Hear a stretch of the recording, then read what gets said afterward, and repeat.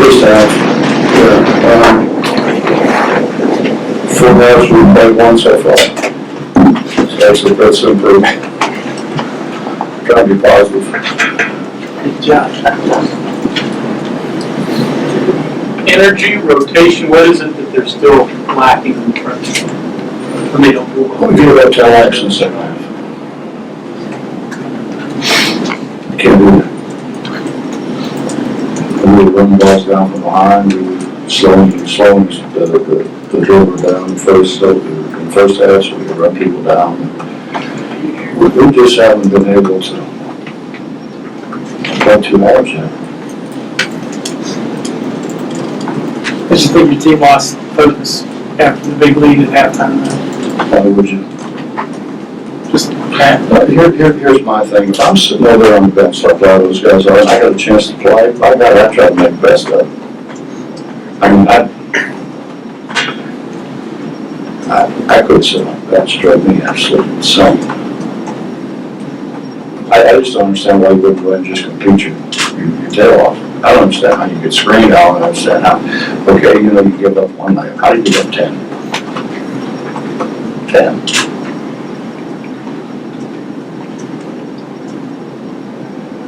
Do we lose focus? Absolutely, I'm sure we did. So I go in at halftime and I said, here's what we're doing, here's where they're in the ball. Got a chart right there, here's where they're in the ball, here's what they're doing, here's what we're going to do.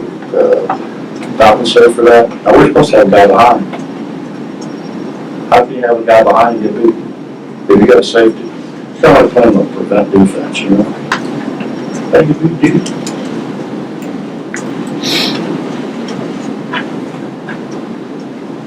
Big Adrian double. He seems to be one guy that plays really well. He just can't get hurt. It's, I don't know what we do with that. We run everything through.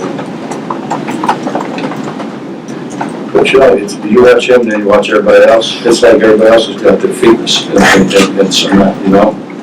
But the free throw line, he's rebounded if it comes off the other side of the rim or if it comes off his side of the rim because he wants to go, he wants to win, he wants to do things right. We just stand around there. Just stand.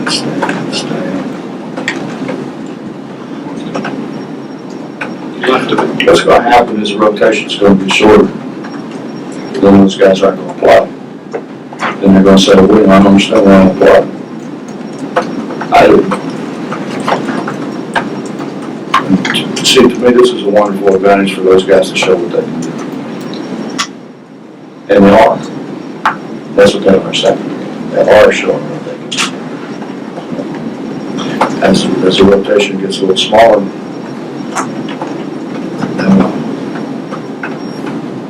their time's going to get cut. Bob, Nate also had 6 assists. You've always talked about his passing. Is he one of your better passers? We run everything through him. It's hard to shoot if you're continually scooping it off of your shoelaces. Jumping as high as you can jump to field it.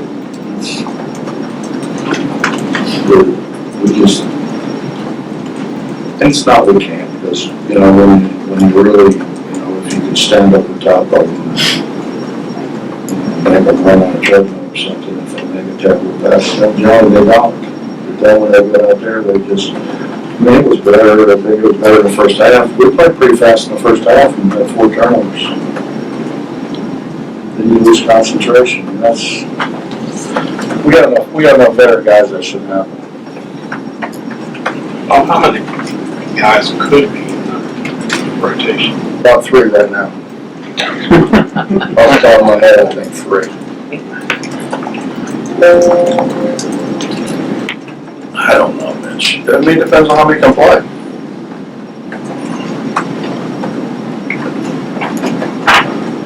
Generally speaking, you get guys like Jay Champage. How much better was he his second year than his first? How much better was Devin Williams his second year than his first? How much better was John Holton his second year than his first? I don't want to name names, but how much better is so-and-so than he was a year ago? That's the problem. That's my frustration, because 35 years of doing this, very rarely do guys not get better. We work too hard for them not to get better. And we've got guys that really, I mean, to this point anyways, they haven't shown anybody that they've gotten better. Coach, you were talking about running your offense through Nate. You know, you kind of went into this year and you know, you looked at what you had on the roster. Was that an easy decision to make to say, hey, you know, No, it's just watching them practice. Watching practice. If you watch practice, he makes the right pass. It's adjustments. It's more than that. It's our game is a little more complicated because unfortunately you have to throw the ball to all five guys at some point in time or another. And I mean that unfortunately you have to, because some of them I like to never throw it to. And when they catch it, they've got to know who's coming open and where they're coming open at. You know, and it's progressions, you know, just like a quarterback, you know, it's a progression. You look at the first cutter, and then you look at the second cutter, and then you're looking to see if the guy screening has slipped it, or if they've overhelped. If they've overhelped, he steps to the ball. If you have somebody like Nate who can shoot and they overhelped and he pops. But you have to know what you're looking for to be able to deliver the ball, and you have to know in the right progression. And when the first thing you do is catch it, put your head down and see how many times you can dribble it in the same place, it don't work. You know, it's just, and then that second half, I mean, part of it was us, because we're yelling, will you please pass the ball? And we passed up some shots. We passed up some shots we shouldn't have passed up because they're trying to pass the ball. But we just lost all of our energy. You know, we can't do that. You think about the plays we made in the games a year ago, are just energy plays to win games. We can't lose that energy. And taking that year one to year two improvement that you're talking about, does that also count for a guy like Lamont West who didn't play but was here? No, but he should be ahead of the true freshman. But he hadn't. It's a whole lot different being in practice than really being the other team. But being there and being accountable. On the other end of that stick, what did it show you when Saginaw made his awful pass, had it stolen, but didn't stand there, went down and blocked the shot at the other end? Well, you get better, Bob, but you know, and I said to him after the game, did you ever see Devin just stand there and watch the ball get shot and stand and watch it and not go rebound it? He does that a lot. I do it all the time, obviously, but he does it a lot. I guess, you know, it depends on your expectations, and my expectations are to win. We're trying to win. We can't win the way they're playing. It's getting ready to get real hard. We can't win the way we're playing. Everybody thinks I'm screwed, you know, because we won by 40 and I'm not very happy, but I know what's coming. I'm also the same guy who told you that we didn't prepare to play Stephen F. Austin. I told you that well before the game.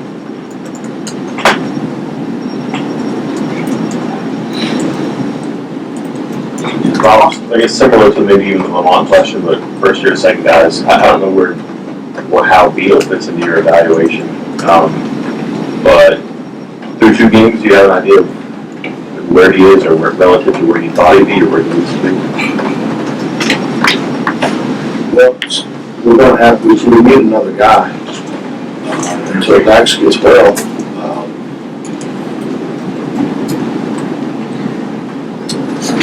I don't know. Dax could do anything today.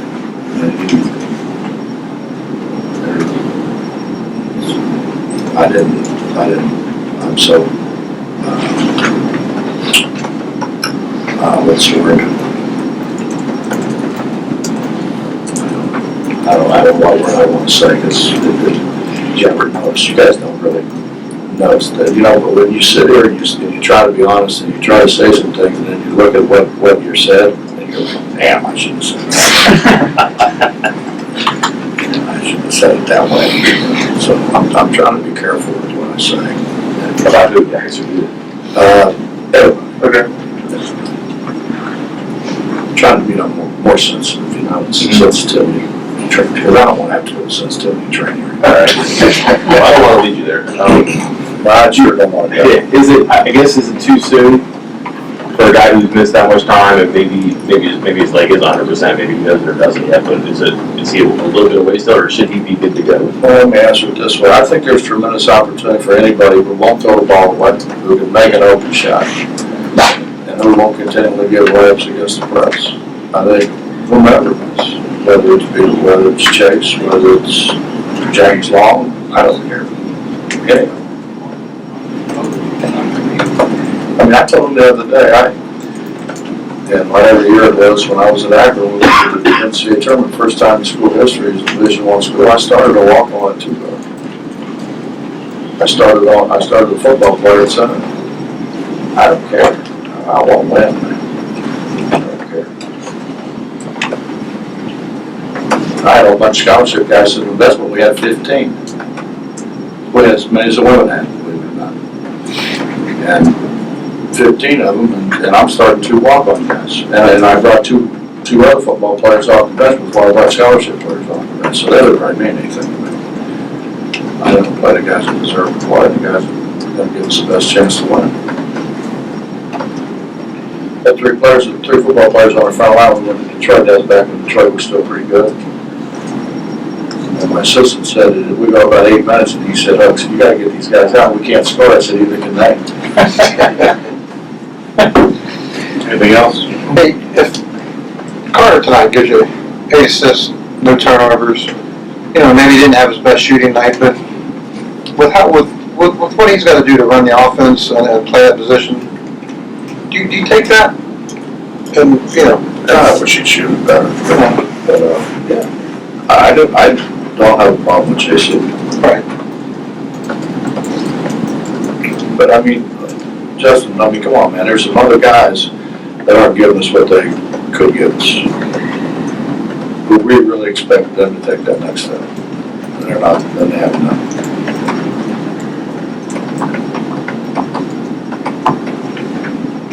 Just, you know, so I don't have to go to sensitivity training if I don't want to name names. Right. That's pretty obvious. Anything else? Just take the diplomat